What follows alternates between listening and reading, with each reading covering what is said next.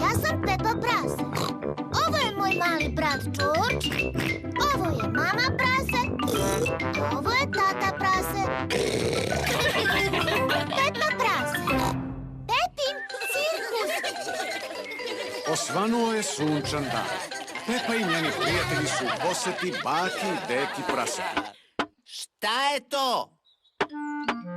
Deka Prase postavlja veliki šator u svojoj bašti. To je cirkus!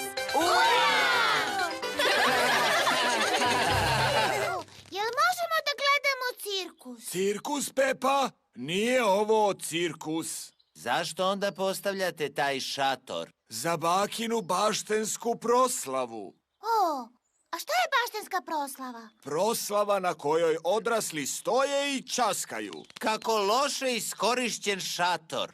Cirkus bi bio mnogo uzbudljiviji. A zašto ne napravite svoj cirkus? Da! Zvaćemo ga Pepin cirkus! Jesi li postavio šator, Deko? Gosti uskoro stižu. Bako, napravit ćemo cirkus za tvoju proslavu. To je odlična ideja. A da se maskiramo? Naravno, doneću kutiju sa odećom. Bićemo klovnovi i snagatori.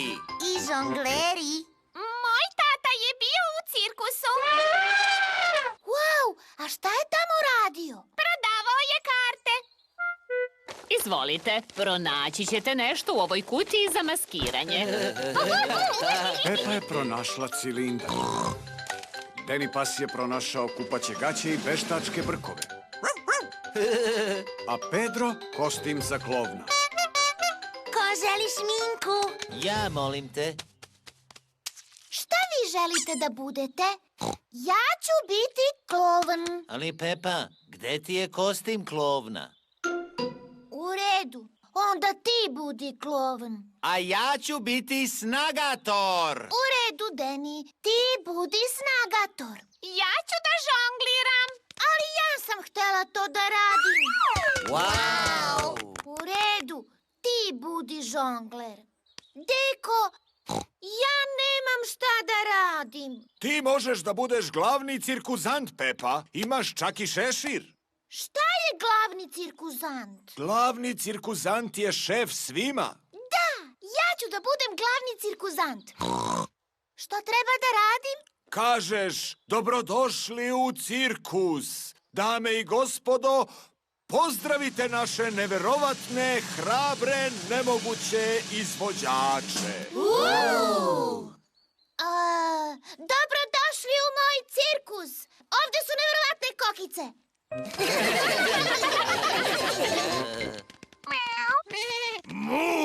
Gosti su stigli na bakinu proslavu.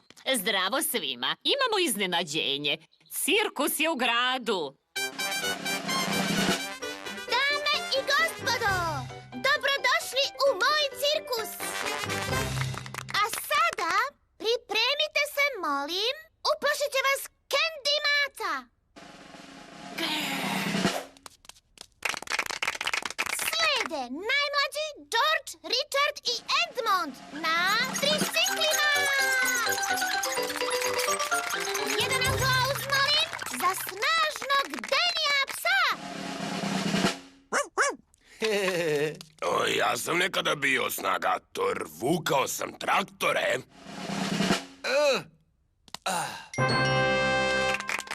Sledi Emily Slon, žonglira krompirima i jajetom. Slatko se nasmejte uz Pedra Ponija, on je klovn. Nemojte još, nisam došao do smešnog dela. To je bio smešan deo.